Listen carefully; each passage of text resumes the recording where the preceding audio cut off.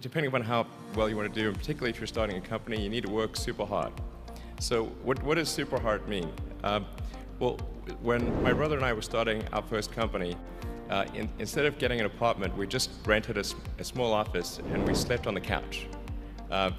And we showered at the YMCA, and we're so hard up we had just one computer. So the website was up during the day, and I was coding at night. 7 days a week, all the time.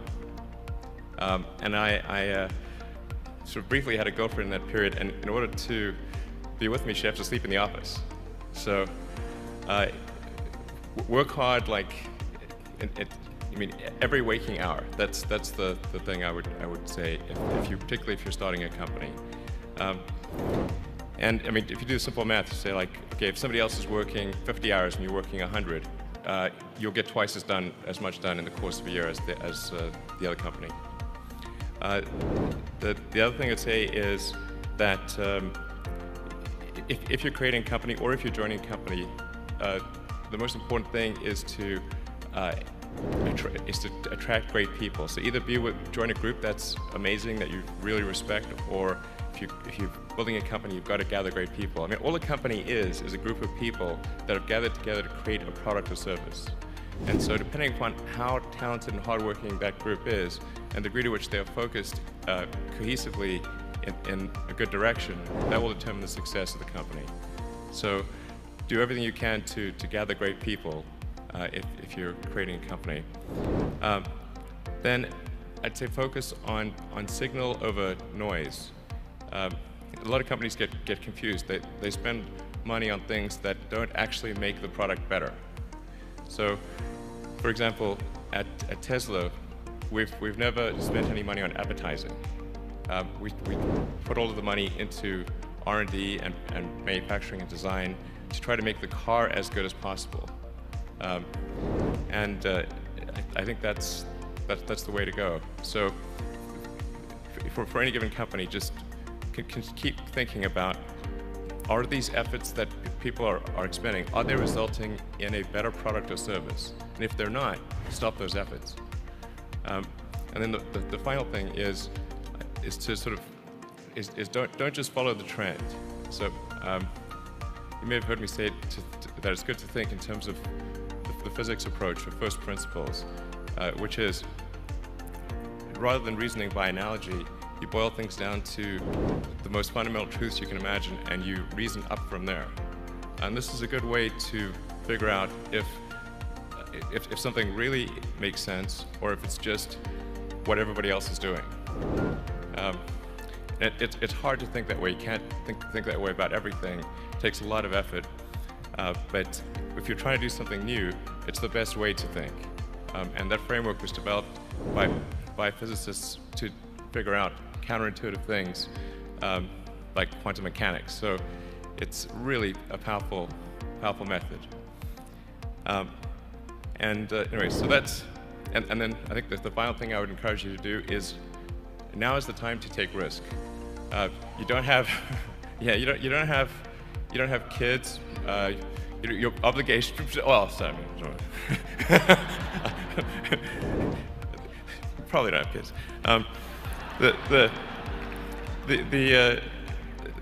But as you get older, your obligations increase. So and once you have a family, you start taking risk not just for yourself, but for your family as well. It gets much harder to do things that might not work out.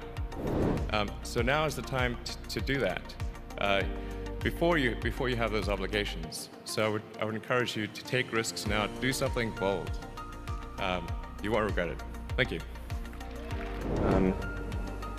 I think certainly being focused on something that you're confident will have high value to someone else, and just being really rigorous in making that assessment, because people tend to, a natural human tendency is wishful thinking. So a challenge for entrepreneurs is to say, well, what's the difference between really believing in your ideals and sticking to them versus pursuing some unrealistic dream that doesn't actually have merit? And that is a really difficult thing to tell. Can you tell the difference between those two things? Right. You know? So you need to be sort of very rigorous in your self-analysis. I think certainly extremely tenacious, and then just work like hell. I mean, you just have to put in, 80 to 100 hour weeks every week. Gosh. And That's then a lot of work. all those things improve the odds of success. Okay. I mean, if other people are putting in 40-hour work weeks and you're putting in 100-hour work weeks, then even if you're doing the same thing, you know that in 1 year you will achieve what they achieve. You will achieve in 4 months what it takes them a year to achieve. And then I think it's also important to reason from first principles rather than by analogy. So the normal way that we conduct our lives is we reason by analogy. We're doing this because it's like something else that was done, or it's like what other people are doing. Me Too type ideas. Yeah, Slight iterations yeah. on a theme, and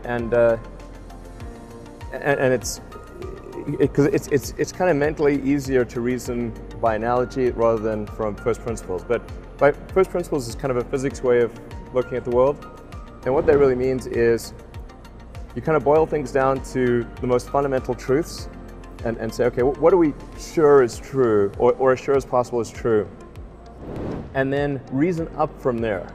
That takes a lot more mental energy. Give me an example of that. Like, what's one thing that you've done that on that you feel has worked for you? Sure. So somebody could say, in fact people do, that battery packs are really expensive and that's just the way they'll always be, because that's the way they've been in the past.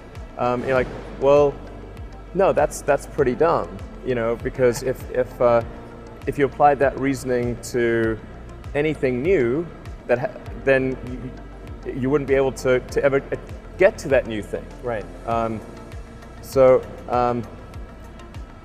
It's like you can't say, oh, horses, nobody wants a car because horses are great and we're used to them and they can eat grass and there's lots of grass all over the place, and there's there's no gasoline that people can buy, so people are never going to get cars. Right. People did say that, and for batteries, they would say, oh, it's going to cost, historically it's cost $600 per kilowatt hour, and so it's not going to be much better than that in the future. And you say, no, okay, well, what are the batteries made of? So first principles would be to say, okay, what are the material constituents of the batteries? What is the spot market value of the material constituents? So you can say, okay, it's got cobalt, nickel, aluminum, carbon, and some polymers for separation, and a steel can. So break that down on a material basis and say, okay, if we bought that on the London Metal Exchange, what would each of those things cost? Like, oh, geez, it's like $80 per kilowatt hour. So clearly, you just need to think of clever ways to take those materials and combine them into the shape of a battery cell, and you can have batteries that are much, much cheaper than anyone realizes.